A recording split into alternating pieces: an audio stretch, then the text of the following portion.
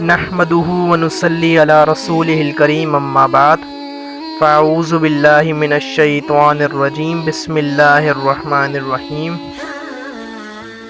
آج کا ہمارا موضوع ہے بے نمازی کے لیے سزائیں، اس کے مرنے سے پہلے، مرتے وقت اور مرنے کے بعد یعنی قبر میں۔ حدیث پاک حضور اکرم صلی اللہ تعالی علیہ وآلہ وسلم نے ارشاد فرمایا، جس نے نماز میں سستی اور غفلت کی اسے اللہ تعالیٰ 14 سزائیں دے گا۔ 5 سزائیں دنیا میں ہوں گی، 3 سزائیں موت کے وقت، 3 سزائیں قبر میں، 3 سزائیں قبر سے نکلنے پر۔ دنیا میں 5 سزائیں جو ہوں گی وہ یہ ہیں، پہلی، اس کی عمر سے برکت ختم کر دی جائے گی۔ دوسرا، اس کے چہرے سے صالحین کی نشانی ختم کر دی جائے گی۔ تیسرا، اللہ تعالیٰ اس کے اعمال کا ثواب نہ دے گا، یعنی جو بندہ نماز نہیں پڑھتا وہ نیک اعمال کرے گا تو اس کا ثواب اللہ تعالیٰ اسے نہیں دے گا۔ چوتھا، اس کی دعا آسمان تک اٹھنے نہیں دی جائے گی۔ پانچواں، نیک بندوں کی دعاؤں میں اس کا کچھ حصہ نہیں ہوگا۔ یہ تھی دنیا میں بے نمازی کے لیے 5 سزائیں۔ اب موت کے وقت بے نمازی کے لیے سزائیں جو ہیں وہ پہلا یہ ہے، ذلیل ہو کر مرے گا۔ دوسرا، بھوکا مرے گا۔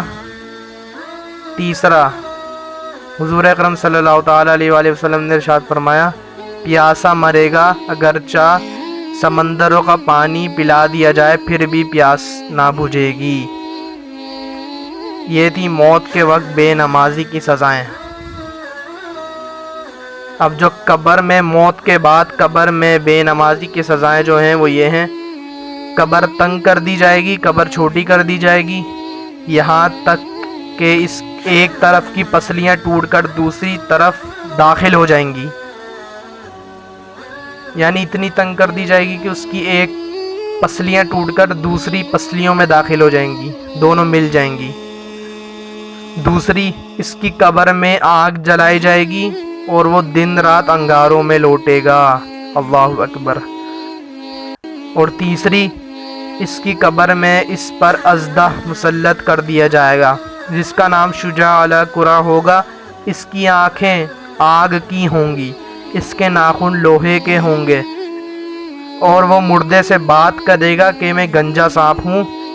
اس کی آواز بجلی کی گرج کی طرح ہوگی، اور وہ کہے گا، مجھے میرے رب نے حکم دیا ہے کہ تجھے نماز ضائع کرنے کے جرم میں صبح سے لے کر سورج نکلنے تک ماروں، اور تجھے نماز ضائع کرنے پر ظہر سے لے کے عصر تک ماروں، اور تجھے نماز ضائع کرنے پر عصر سے لے کر مغرب تک ماروں، اور تجھے مغرب سے عشاء تک ماروں، اور تجھے نماز ضائع کرنے پر عشاء سے فجر تک ماروں۔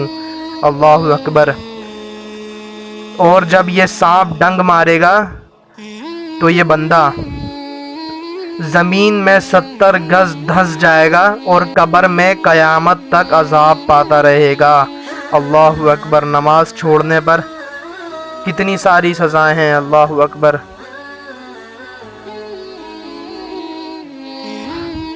اب قبر میں بے نمازی کی سزائیں یہ تھیں، اور قبر سے نکلنے پر بے نمازی کی سزائیں۔